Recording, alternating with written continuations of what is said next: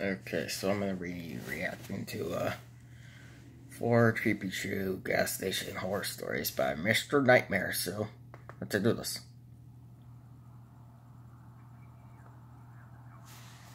Alright.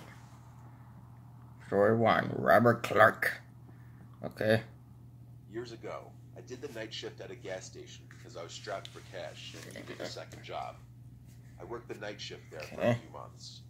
It was around my second or third month that this guy started regularly coming in really late at night, always around 2 a.m. Late at night. He was about 6 feet tall. He had long, stringy hair. He'd always come in, buy a tall boy, and leave. But after a while, he one night asked me I forget what tall boy is. I told him my name, and he just kept saying, "Rob, I like that," as he'd laugh to himself. He cracked open the tall boy he just bought and walked out of the store talking to himself. He was clearly hammered. This was the night I was curious to see if he had been drinking and driving every single time that he'd come to the store. Probably not. He left, and he walked out of sight. Probably a mental disorder. Property. That would make sense. He never once bought gas anytime he came in. He'd always just buy alcohol. I'd seen him just about every night after that for a while. He'd come in, some nights noticeably drunker than others. Sometimes he'd just lean on one of the shelves for a while and not say anything. He'd always greet me with a "Hey, Rob," anytime he'd come in. One night he was just leaning on a shelf, drinking the tall boy he just bought, not saying anything, just staring at a wall. I asked him for his name. That's weird. He looked at me, took about 5 seconds, and said, "Bob." Now, I always felt like Bob is a go-to fake name when you're lying about your name. I wondered if the first thing that came to mind for him was Bob because it rhymes with my name, but I went with it. Maybe. I said, "So Bob, where do you work?" He laughed so loud it actually startled me. He said he doesn't work. He said the government completely fucked him out of his job. Well, dang, dude. It again. He looked at me with an angry-looking face, but interestingly said, "I like you, Rob. You seem like you know what you're doing." I didn't know what that meant, but he walked out of the store right after that. I didn't see him again for a while. I'd say over a week passed, which for a regular like him was a while. Bob always gave me this off, mildly creepy vibe. I think I wonder why. Drunk, but something was obviously wrong in his personal life. Well, one very stormy night, with less customers than usual, likely because of the storm, I heard the ding of the front door as someone entered, and I swear, before looking, I imagined it to be Bob. And when I looked, I was shocked to see it was actually him, but it was a much scarier version of Bob. What? He was completely soaked. He wasn't wearing a rain jacket or using an umbrella. He was just in a dark shirt and jeans.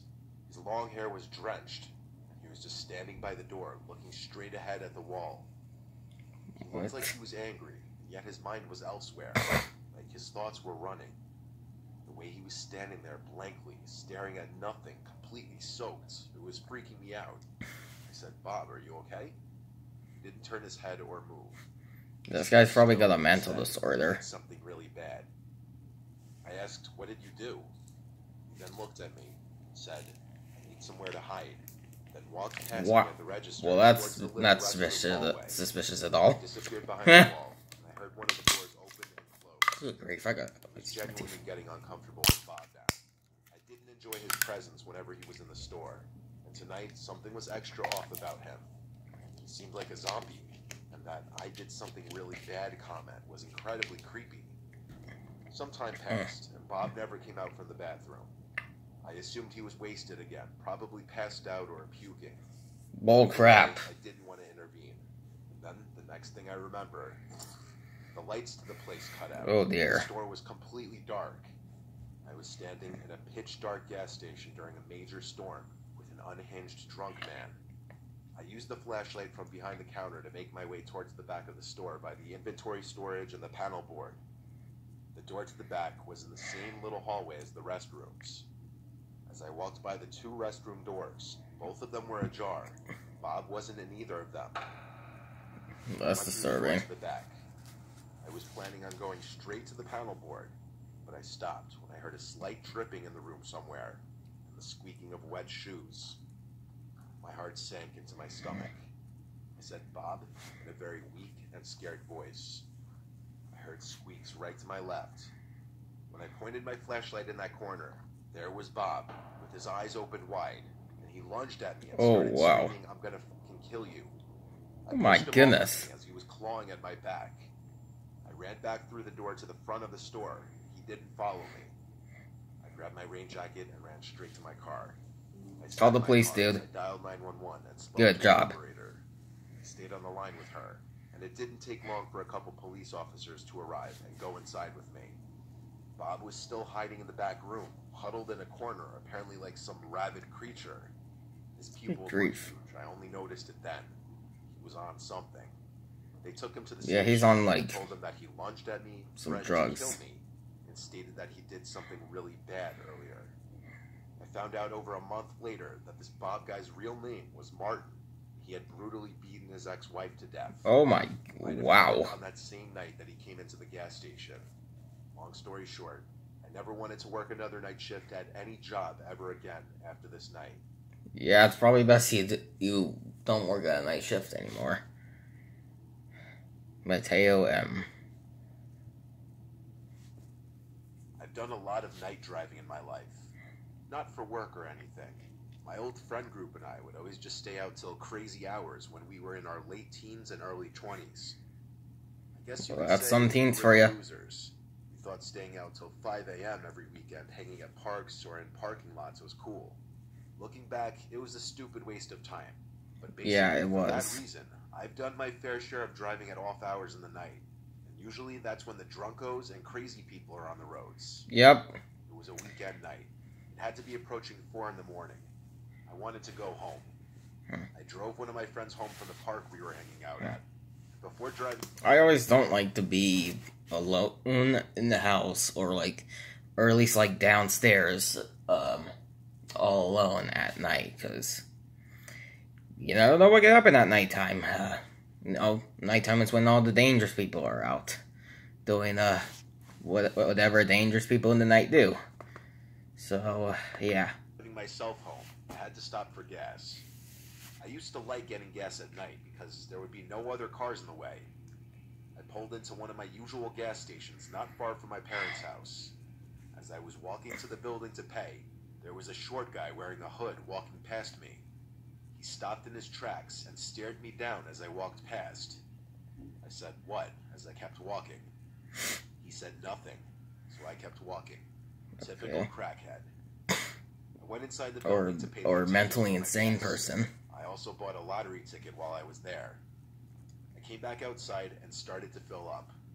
I looked around, and as expected, it was a ghost town at this hour. Once done, I got back in the car and started driving home. My hair's a disaster. I heard something behind me, in the car. I looked in the rearview mirror, and there was someone in the rear seat looking back at me. Well, that's terrifying. So loud, I probably almost collapsed my lungs. I slammed on the brakes and screamed, "Get out." It was the dude from the gas station. I opened my doors and started screaming help, knowing at least a couple people would come out from their houses. Sure enough, a couple houses' porch lights turned on, and I saw some doors opening. The guy got out of my car and said, "I could have slit your throat." Wow. Some people came out of their houses. He started to run away down the street. I didn't chase after him. A couple people came over to me and asked if I was all right, and I told them how a stranger was in my back seat. By now, the guy was out of sight. I wasn't about to start driving around after a crackhead. I thanked the people who came out and continued my drive home, making sure I didn't see him anywhere the rest of the drive. That was the scariest experience of my life. Yeah. I wouldn't doubt it. Eddie Hughes. Or, I don't even know how to say that. This event happened in the mid-60s in the Atlanta area. At that time, I was about 8 or 9 years old. My father taught Way school back. in a suburb of Atlanta that was some distance from where our home was located. I went to the same school where he taught, so I rode with him every day. However, we had to get up very early each morning and head out before the sun was up. We always stopped several mornings each week to top off on gas at a small independent station. We were often the first car there shortly after the station opened. In those days, everything was full service. Coca-Cola. There was a booth with an attendant who would come out and fill your tank, wash your windows, etc.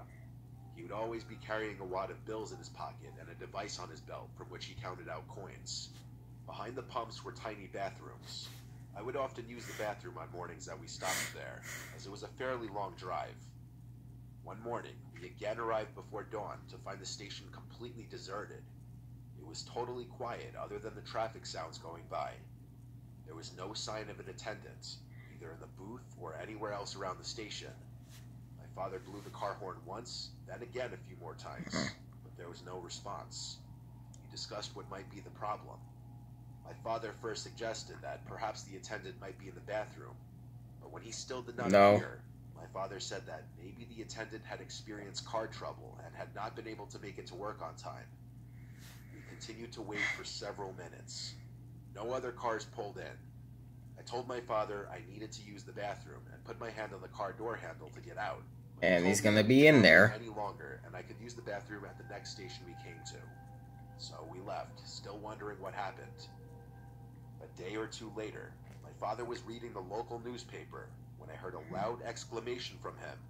He excitedly told my mother and I about a small article which stated that the body of a gas station attendant had been discovered with multiple stabs. Oh, wow. In the men's bathroom of the station. It was the station we always went to. The article said the motive appeared to be robbery, as all cash and coins were missing. Early in the morning, the total amount of money was probably not a lot. The article gave no hint as to what amount was taken, but either way, that didn't stop the killer.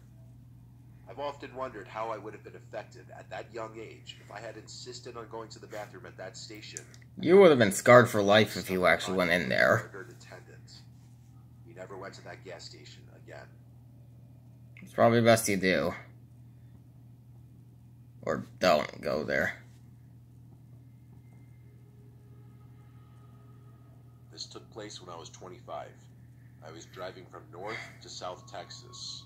Due to my work schedule, I could only do this late at night.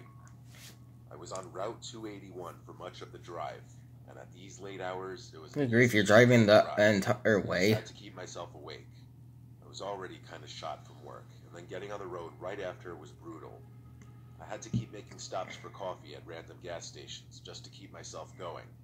I think it was my third time starting to feel a little sleepy, and on top of that, I needed to fill up my tank as well. I pulled into the first gas station I could find on the desolate side roads. I can't remember what kind of gas station it was, maybe a Sunoco or Shell. There was one other car in the parking lot. I parked next to one of the pumps and went inside. There were two people in the shop, the cashier, and then I noticed another guy pacing down the aisles. I went to the coffee maker and poured myself a cup. The guy who was pacing around came up to me and said, "Careful, it's hot," and then he laughed. Of course coffee's hot when it first comes out. I didn't bite at. I was not in the mood. I didn't reply, and I took the coffee to the cashier where I paid for it as well as for the gas. The guy came up behind me while I was paying and said, "I really like that top." I said thank you just loud enough for him to hear. He followed it up with, "Where are you heading off to so late at night?" I was so annoyed by this point, I firmly asked him to leave me alone. The cashier was some 40-something-year-old Hispanic man. I wasn't sure how much English he understood, or if he was even reading the situation that was happening in front of him, but he was also a smaller, shorter man, and it was doubtful he was going to step in at all. The man behind me said calm down after I asked him to leave me alone. I left the shop without saying another word and went to my car. I heard the door open again a few seconds after I left the shop. I was next to my car now, preparing to fill up the tank. He's gonna be in the car. Into my car. I heard his footsteps on the concrete over on the other side of the pumps, and they stopped. When the footsteps stopped, I glanced over, and I noticed him, creepily standing on the other side of the pump I was using. He was quite literally just standing there watching me. He wasn't filling up gas. There wasn't even a car there. I started considering grabbing my pepper spray from my center console. The guy said, "Are you..." Well, you probably should have. When he asked that, the gravity of the situation escalated greatly. I replied, "No, my boyfriend is in the car." You don't have one. I quickly grabbed the pepper spray from the center console. I mean, you had to say, pretending to still be focused on pumping the gas. You don't know what that guy's gonna do to you. Around the gas pump, like he was coming around to my side. No, people are unpredictable. I didn't see anyone in the car. I pulled out the pepper spray and aimed it up at the man, and he laughed and backed away.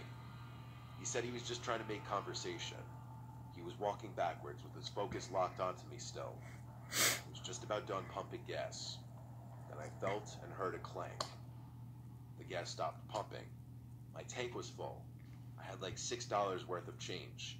I had to go back inside to get it. The man was in between the shop and I. I had to make a choice. I made the decision to get my change. I had my arm up in the air still, pointing the pepper spray can at him. He continued to back away, chuckling. When it was safe, I turned my back to him and entered the shop and asked the cashier for change. I told the cashier that man was making me really uncomfortable, but it seemed like he didn't really understand what I was saying. Once I got my change, I looked out the glass door into the parking lot before leaving. I didn't see that man out there. He's in your car. What if you were hiding somewhere? I stepped outside in front of the He's shop. in your car, dude. I didn't Or leave girl. that little sidewalk. I just stayed there, looking around. That man was gone, out of sight, which meant he was absolutely hiding. Eventually, a pickup truck pulled into the parking lot and pulled next to one of the pumps. A large man with a beard stepped out, and I went over to him asking him for help. I asked him to check if there was a man hiding behind my car. He was confused, but he did it for me. He got to the other side of my car, and he yelled, "What are you doing?" And there went that creepy man hurrying away from behind my car. He started to run away into the darkness surrounding the gas station. I think that meant so much. And he said in his thick southern accent to be careful out there. Yeah, you gotta be careful. I continued the rest of my drive. That creepy man was 100% waiting to pounce as soon as I unlocked my car doors. That's really disturbing to me. Yeah, sometimes these stories kind of make me paranoid that something like this could, like, happen, or, like, anything could happen, without warning. So, yeah, but I just hope I don't go through something like this in my lifetime, like, or like, either like a home invasion, or some creepy man, or some weirdo just, like, tries to kill me, or kidnap you, or something. You know, people are unpredictable. You never know what's gonna happen, so, yeah, anyways, that's it for my reaction to 4 creepy true gas station horror stories by Mr. Nightmare. So, hope you all enjoyed the reaction. The links are available in the description below. Like to check it out. I'll see you guys next time.